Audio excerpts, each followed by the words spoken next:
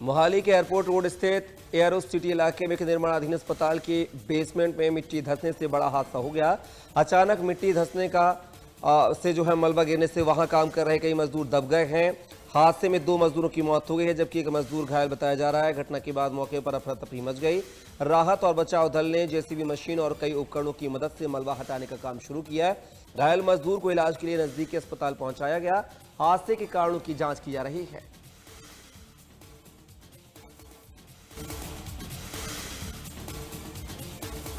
लुधियाना के मशहूर hotel park plaza में बैंक की टीमों ने भारी पुलिस बल की मौजूदगी में सुबह कार्रवाई की है। जानकारी के मुताबिक बैंक की टीम होटल परिसर में कई कमरों को सील कर दिया। कार्रवाई के दौरान पुलिस बल भी मौके पर तैनात रहा।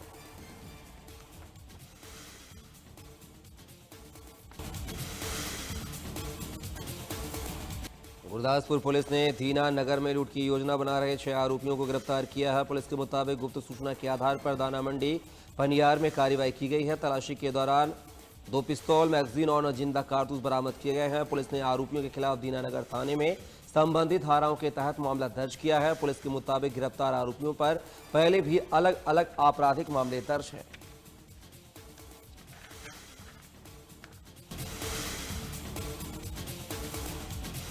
केमिकल से भरे ट्रक में लगी भीषण आग। आपको बता दें कि लुधियाना के मोती नगर इलाके में केमिकल से भरे एक ट्रक में हाई वोल्टेज बिजली के तारों से टकराने के बाद आग लग गई। आग की लपटें इतनी तेज थी कि पूरे इलाके में दहशत का माहौल बन गया। सूचना पर पहुंची फायर ब्रिगेड की टीम ने 1 घंटे की कड़ी मशक्कत के बाद आग पर काबू पाया। हादसे में कई घरों के बिजली मीटर जल गए, जबकि कुछ घरों की दीवारों में दरारें भी आईं। फिलहाल किसी जनहानि की कोई सूचना नहीं है।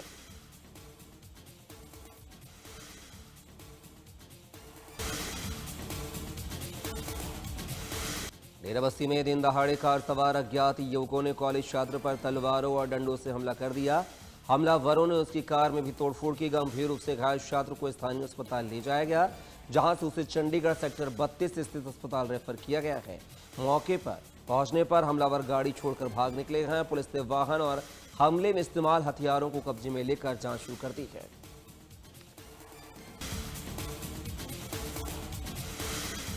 करनाल डाक विभाग विदेशों और अलग अलग राज्यों में राखी भेजने वाले बहनों के लिए 10 रुपए में वाटरप्रूफ लिफाफे उपलब्ध करवा रहा है। डाक विभाग के प्रवर अधीक्षक पंकज कुमार मीणा ने जानकारी देते हुए बताया है कि मानसून सीजन को देखते हुए भारतीय डाक विभाग ने ये पहल की है, ताकि बहनों की राखी पर बारिश का असर न हो। इसी के कारण वो जल्दी और सुरक्षित तरीके से भाइयों के पास पहुंच सके।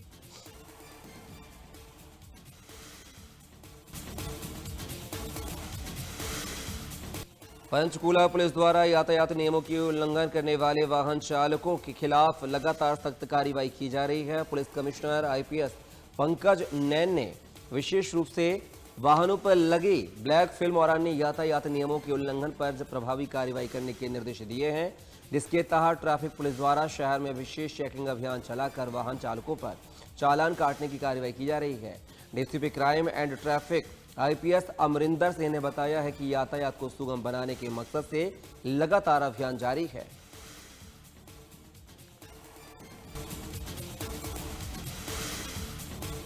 पलवल के रजपुरा गांव में नशे में धुत पति पर पत्नी और 2 महीने के बेटे की गला दबाकर हत्या करने का आरोप है। वारदात के बाद आरोपी मकान की दूसरी मंजिल से कूदकर घायल हो गया। मृतकों की पहचान सहबूस्ता और उनके बेटे जुहान के रूप में हुई है। फिलहाल पुलिस पूरे मामले को लेकर जांच कर रही है।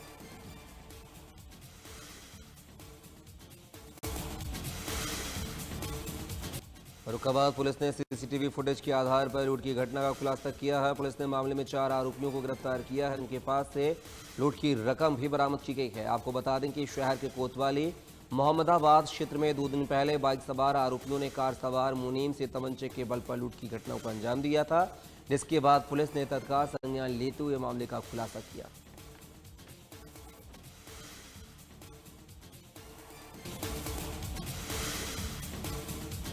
श्रावस्ती में निजी स्कूल की कथित मनमानी और अवैध वसूली से परेशान परिजन बच्चों के साथ डीएम कार्यालय पहुंचे। संचित यादव ने स्कूल प्रबंधन के खिलाफ शिकायतें देते हुए निष्पक्ष जांच और कार्रवाई की मांग की है। परिजनों का आरोप है कि 2 साल तक बच्चों को पढ़ाने के बाद नवोदय प्रवेश के लिए मार्कशीट और अन्य शैक्षणिक अभिलेख मांगे गए, लेकिन स्कूल प्रबंधन ने दस्तावेज देने से इनकार कर दिया। करीब 36,000 रुपये फीस और 24,000 रुपए कॉपी किताब के नाम पर वसूली का भी आरोप लगाया गया। साथ ही स्कूल की मान्यता पर सवाल उठाते हुए जांच की मांग की गई।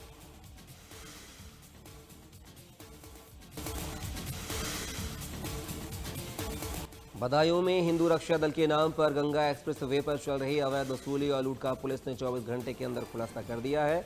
पुलिस ने पीड़ित की शिकायत के बाद कार्रवाई करते हुए हरिओम मथुरिया और यश जोशी के नाम के 2 आरोपियों को एक कार के साथ गिरफ्तार किया है। साथ ही लूटा गया मोबाइल और 10,200 रुपए नकद भी बरामद किए गए हैं। आरोपियों ने वाहन सीज कराने की धमकी देकर चालक से 20,000 रुपए और मोबाइल की लूट की थी। तो वहीं आरोपियों के फरार साथियों की तलाश जारी है।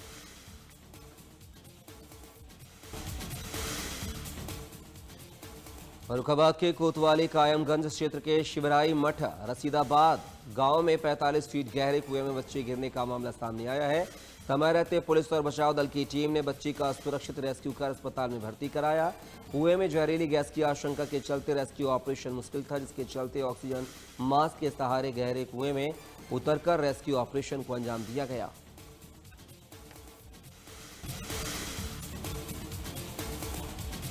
प्रयागराज में लगातार बारिश के बाद रामबाग रेलवे स्टेशन पर भारी जलभराव हो गया है, जिससे यात्रियों को काफी परेशानियों का सामना करना पड़ा। स्टेशन के प्लेटफॉर्म और आसपास के क्षेत्रों में पानी भरने से रेल संचालन भी प्रभावित हुआ है। यात्रियों को पानी के बीच से होकर गुजरना पड़ा। जल निकासी के लिए पंप लगाए गए हैं और कर्मचारी लगातार पानी निकालने में जुटे हैं। तो वहीं यात्रियों ने कहा है कि स्टेशन पर पानी भरने से आने जाने में काफी दिक्कतों का सामना करना पड़ता है।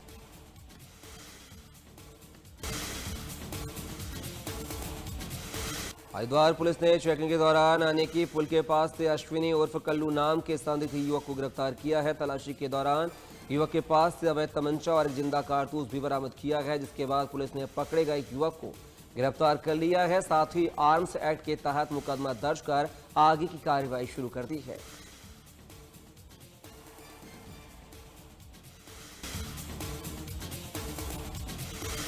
हरिद्वार रेलवे स्टेशन की वॉशिंग लाइन में खड़े वंदे भारत एक्सप्रेस के पास करीब 10 फीट लंबा अजगर दिखाई देने से रेलवे कर्मचारियों में हड़कंप मच गया, जिसके बाद कर्मचारियों ने तत्काल वन विभाग को सूचना दी। वन विभाग की टीम ने मौके पर पहुंचकर करीब 2 घंटे की मशक्कत के बाद अजगर को सुरक्षित रेस्क्यू किया। राहत की बात रही कि अजगर को ट्रेन में घुसने से पहले ही देख लिया गया और बड़ा हादसा होने से टल गया।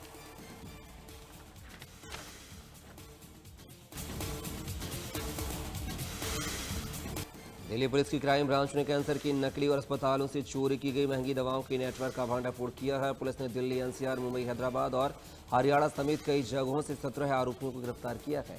आरोपियों के कब्जे से करीब 9 करोड़ रुपए की 588 भरी शीशियां, अन्य दवाएं और खाली डिब्बे, पैकेजिंग सामग्री, रजिस्टर और इलेक्ट्रॉनिक उपकरण बरामद किए गए हैं।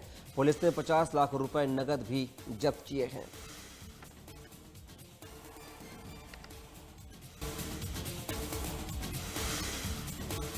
दिल्ली के रणहौला इलाके में पुलिस और अपराधियों के बीच में मुठभेड़ में हिमांशु भाऊ गैंग के 2 शार्प शूटर घायल हुए हैं। दोनों को गिरफ्तार कर अस्पताल में भर्ती कराया गया है। पुलिस के अनुसार अपराधी डॉक्टर नरेश शर्मा ने रंगदारी मांग रहे थे और धमकियां दे रहे थे। सूचना मिलने पर पुलिस ने द्वारका एक्सप्रेस वे के पास बैरिकेडिंग कर जांच शुरू की। तेज रफ्तार थार के दुर्घटनाग्रस्त होने के बाद दोनों बदमाश जंगल की ओर भागे और पुलिस पर फायरिंग की। जवाबी कार्रवाई में दोनों को गोली लगी। एक आरोपी की पहचान 19 वर्षीय समीर के रूप में हुई है, जबकि दूसरा नाबालिग है। उनके पास से विदेशी पिस्टल भी बरामद हुई है।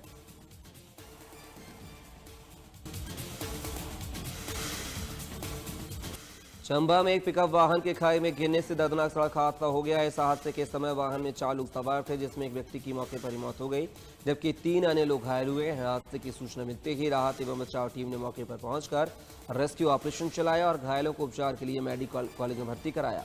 फिलहाल पुलिस आगे की जांच कर रही है।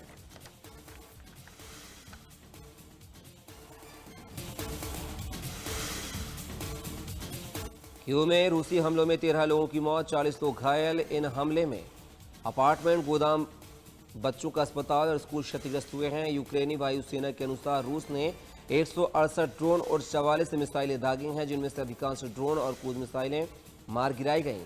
हालांकि बैलिस्टिक मिसाइलों को रोकने में सफलता नहीं मिली। यूक्रेन ने कहा कि मजबूत वायु रक्षा के बिना रूसी हमलों का खतरा बना रहेगा और नागरिकों की सुरक्षा कठिन होगी।